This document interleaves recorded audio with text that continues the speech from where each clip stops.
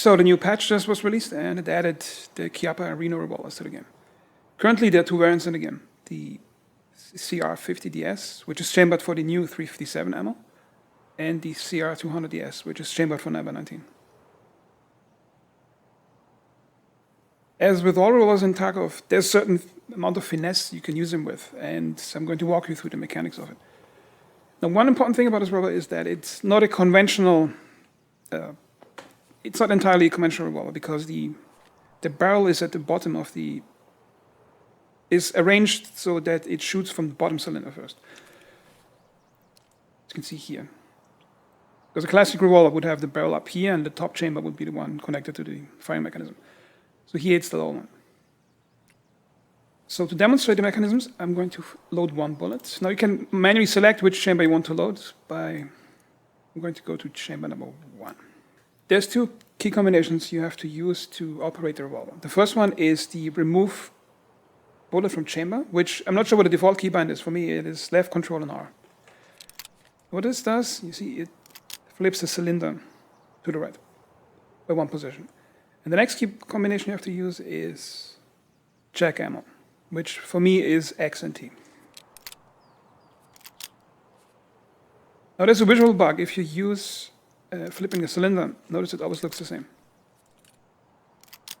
So to actually check the positions of the rounds in the chamber, in the cylinder, you have to use check ammo. So as you can see here, it's on the 9 o'clock position, which means it's in the 12 o'clock position when the cylinder is flipped back in. And as we discussed earlier, the firing position is in the 6 o'clock position downwards, which means it has to be in the 3 o'clock position while it's flipped out to be in the 6 o'clock position. Okay, so remember which one is the firing chamber. It's the one on the right directly, which is 3 o'clock when you flip it out. So another way to check which one is the firing position is you can check the gun. And the one that is framed white is the one that's currently in front of the firing mechanism. So we have to flip the gun, the cylinder 1, 2, 3 times to get to the firing position. Do that once, twice, and the third time. Now it's in front of the, now it's in the 3 o'clock position, which means 6 o'clock, which means ready to shoot. Now if I would press left mouse, the gun would go off now, because I'm in single action mode, and it's in front of the firing mechanism around the chamber with the loaded round in it.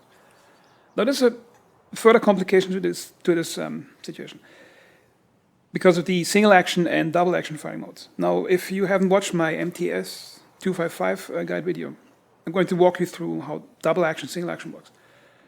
If the revolver is in single action mode, then when the trigger is pressed, the hammer goes back, goes forward, and the round detonates if there's a live round in the chamber. And then in this game, in single action mode, if you click, if you do that, the thing that looks like a hammer is pulled back by the shooter. So I'm going to show you that. I'm going to flip it one further time to the right. So it's empty again. Now I'm pressing single action, see what happens. See, I said single action, and I said this thing that looks like a hammer. However, that thing is not a hammer. That's just a lever that's connected to the internal hammer. Okay, so as we see here, if the shooter is in single action mode, the trigger gets pressed back, and you won't see that thing move at all during the firing mechanism. See here. Notice, it just goes click, and then he cocks it back.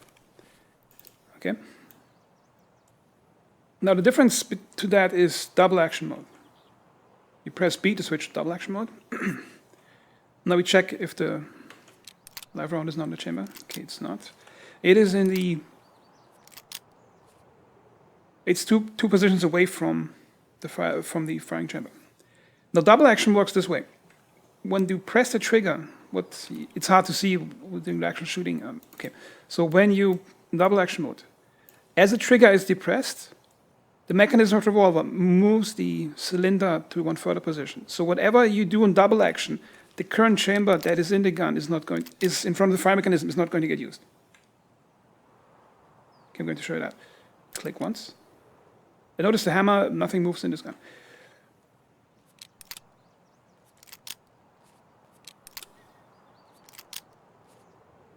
Back again. Okay, now we are one position in front of the fire mechanism. Now if I click now, the gun will go off. See? Because the chamber that is in front of the fire mechanism is bypassed, and then the next one comes into line before the firing happens. That's important to remember on double action. And there's a neat little detail. If you want to look if the round is already spent, it's hard to see right now. There's a small depression on the center of the back of the round, of the casing.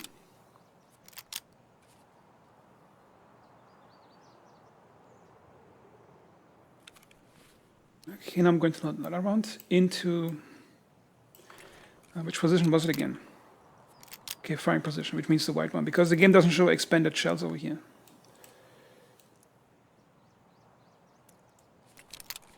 Now you remove this one and put this one back in. There's one more important detail. Let's say you have this rounded chamber now. And I don't know if I'm double action or single action mode. For that you can check X and B, which is, okay, now it says double action. Or there's another way you can check it without actually having to use a key combo. There's a visual indicator of where the internal hammer is right now on the gun. And I have to explain a bit more so it makes sense. I'm going to switch into single action mode. Now notice what happened right between the lever and the rear side. You see that little thing sticking out? That's the indicator of whether the hammer is cocked. So if that thing is pointing out of the gun, that means the internal hammer is cocked.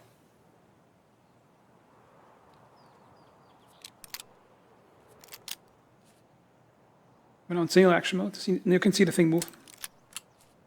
It's hard to see. Now it's easier to see in double action mode, because in double action, that's the confusing part.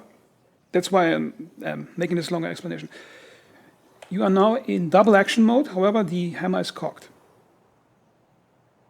Why is that important? Because if I'm in double action mode, then the hammer is already cocked and I'm pressing.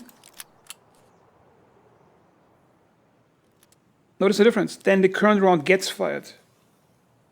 If you're in double action mode and the hammer is not cocked, and you click, then you're going from uncocked hammer to uncocked hammer at the end of the procedure, which means you're pressing, it cocks, hammer goes forward, goes bang if something's in the chamber, if it's a live round in the chamber, and then it goes back forward.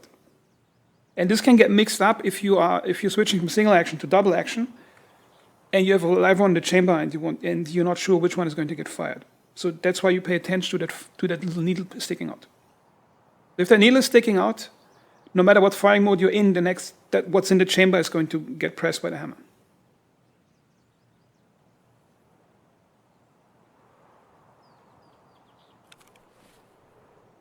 So there's one further thing, difference rather, if you use single or double action. In single action, the gun is slightly more accurate, because you're just depressing the hammer and shooting. So now let's see if there's an accuracy difference between both guns, between both fire modes.